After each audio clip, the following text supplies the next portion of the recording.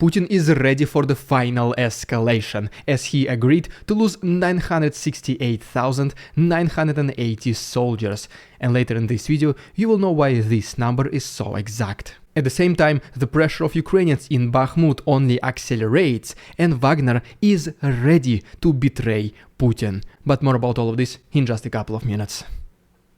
What's up, investors? It's the Russian dude. And let's go straight to the point and talk about some ridiculous Russian propaganda. And so recently, this Russian soldier, he said that he has a very big feeling that Ukrainians start to being cloned, because they just keep coming and keep coming and keep coming at Russian positions without stopping. And to be honest, whenever I hear about a country sending waves after waves after waves of their soldiers with no regard for their lives, I think it is some other country which is doing these tactics. But what do I know? But okay, next we have a video from Chechnya, where its leader Ramzan Kadyrov is driving a Russian tank T-72, and he's saying that he will personally enter Kiev and the rest of Europe on this tank and liberate it from Nazis. And just if you think about it, Prigozhin is asking Shoigu and Gerasimov, where is the ammunition? Where is the military vehicles? And then right here we have Ramzan Kadyrov using fully functioning T-72 Russian tank just to record TikToks. And wait a second, I just realized something else. If you think about it, Ramzan Kadyrov has exactly the same number of tanks as the entire Russian army had during its victory parade in Moscow back in May 9th. What an interesting situation, right?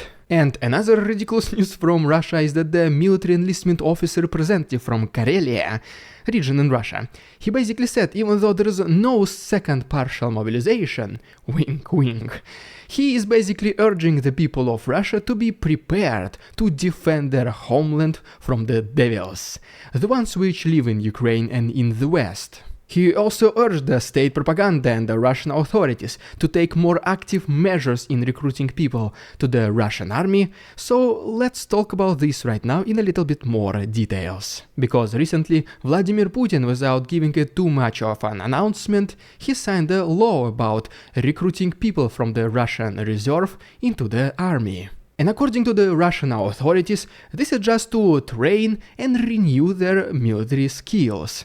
But then, according to the representative of the Russian State Duma Alexander Kartapolov, those people will be receiving their military summons old-fashioned way with these paper documents, but maybe, just maybe, some of them, which means all of them, will also receive electronic notifications. And then, yeah, according to another representative of the Russian government, Viktor Litovkin, those people will under no circumstances be sent into this zone of the special military operation, which just once again makes you think that probably, unfortunately, they will. The regular Russian public started spreading the rumors about another second partial mobilization, which these rumors were quickly debunked by Russian representative from the government, Andrei Gurulev, that don't worry, it is not going to be a second partial mobilization. And then, according to one of the previous reports by the British intelligence, the Ministry of Defense of Russia started secretly recruiting soldiers from the prisons, which they previously prohibited Wagner to do it back in February of this year, and now they do exactly the same but themselves. Later on, within the Russian government there was a proposal not to summon inexperienced Russian men to the army, but guess what?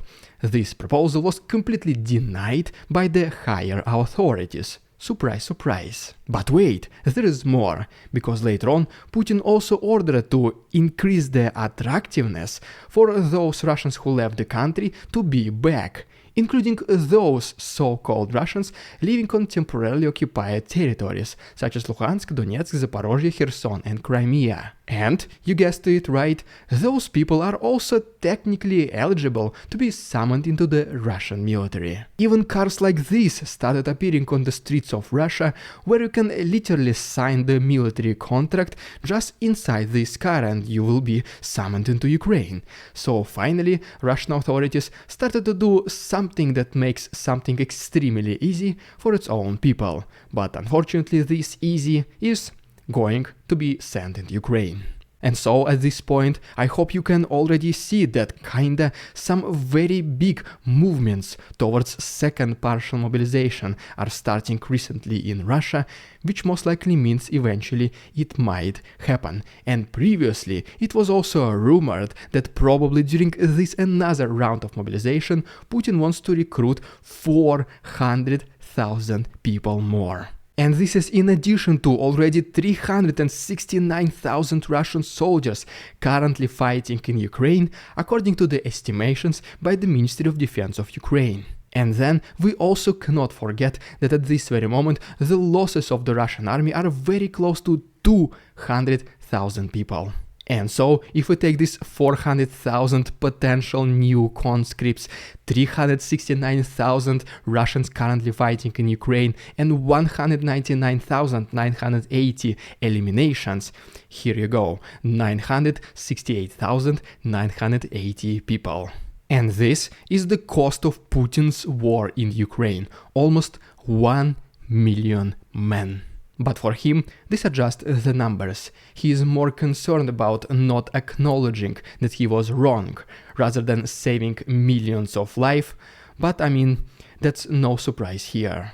And by the way, I also personally received the military summons to the Russian army, and I will upload the second part of my story next week. So if you don't want to miss it, can you please like this video and subscribe to my channel. Feel free to also follow me on Instagram because I'm planning a big trip around Europe, and who knows, I might even meet some of you guys. The link to my Instagram is down below. Alright, and now let's briefly talk about the Western support to Ukraine, and then I'll give you an update from the south and the east of Ukraine with more focus on the most recent developments of the Ukrainian counteroffensive in Bakhmut. And first of all, as you can see from this video, this is just one out of 19 self-propelled artillery systems called Caesar, which Denmark pledged to Ukraine. Next we have a picture from Poland, where 5 HIMARS systems from America arrived to this country recently. And as you might already know it, Poland is one of the biggest supporters of Ukraine in this war, so this is just the country replenishing its own defense military vehicles. But who knows, maybe in the future some of these HIMARS might be transferred to Ukraine as well. Next we have the statement from the German company Hensoldt about delivering 6 more Raiders TRML-4D to Ukraine, worth of approximately 100 million euros. And these Raiders in combination with IRIS-T air defense systems can do truly magnificent and unbelievable things, such as detecting up to 1,500 aerial targets in 250 kilometers radius, and are also able to distinguish between planes, helicopters, missiles and drones. Just absolutely unbelievable. Next we have the statement from France, which also pledged long-range missiles to Ukraine, probably Storm Shadow missiles, but in France they are called Scalp EG. And then the country of Belgium, following the example of the United Kingdom, will also be training Ukrainian pilots how to use F-16 planes. And ultimately, speaking about the United Kingdom, this country in collaboration with the Netherlands will form a coalition to buy, supply and send F-16 planes to Ukraine as soon as possible.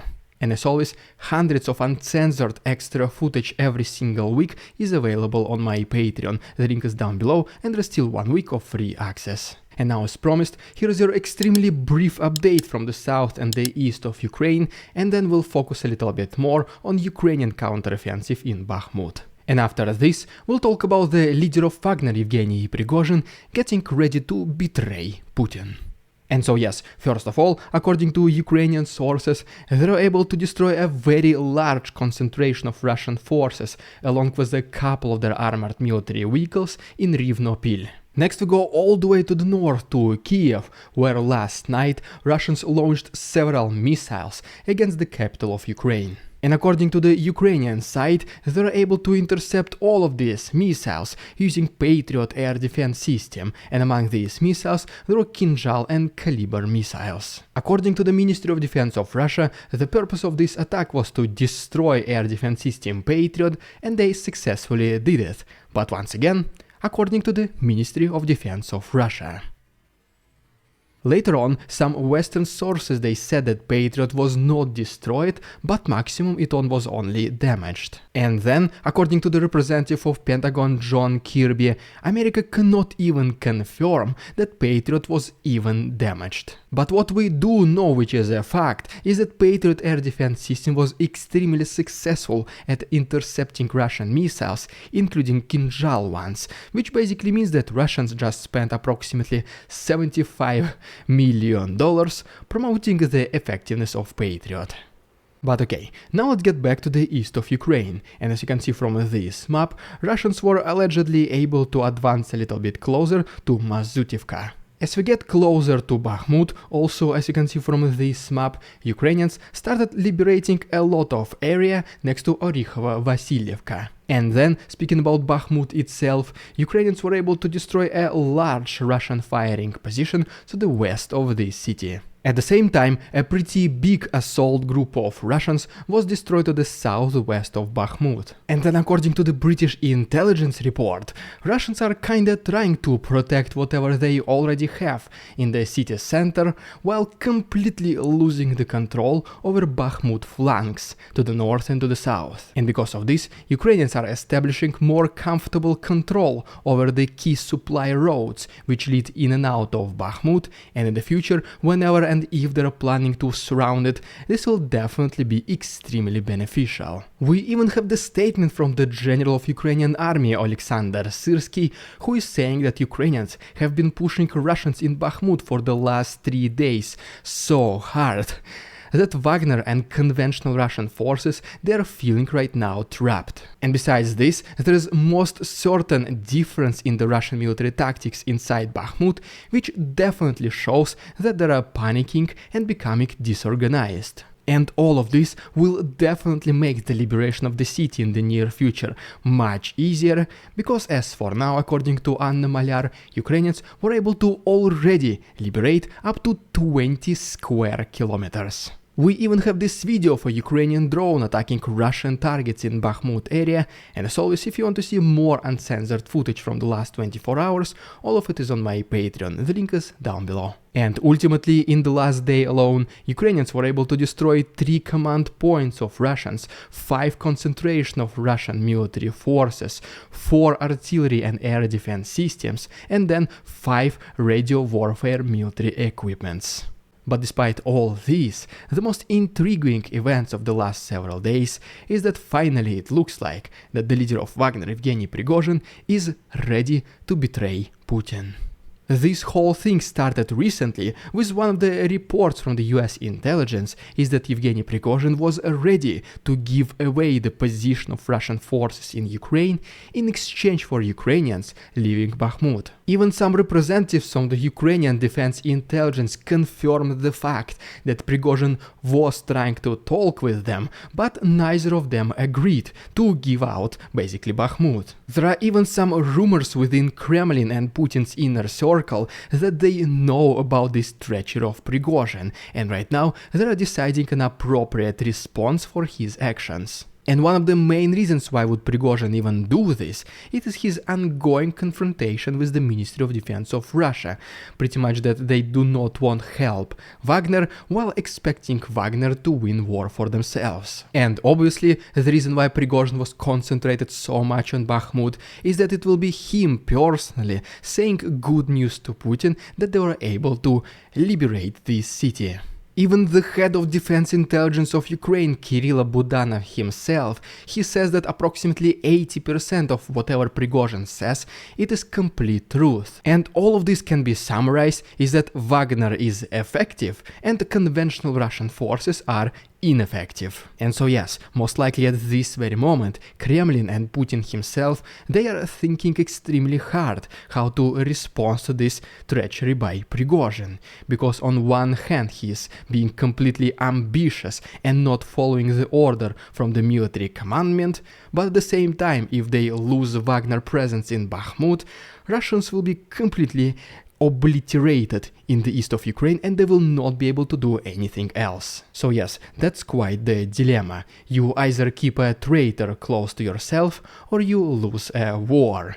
Will be very interesting what Putin decides to do. If you don't want to miss his decision, can you please subscribe to my channel? It only takes one click. The best way to support my work will be through my Patreon, where there is hundreds of uncensored footage every single week. You can also become my channel member and unlock exclusive channel badges and emojis, or simply use a PayPal link. Everything can be found to the right and down below. Thank you so much for your attention, товарищи, and see you tomorrow.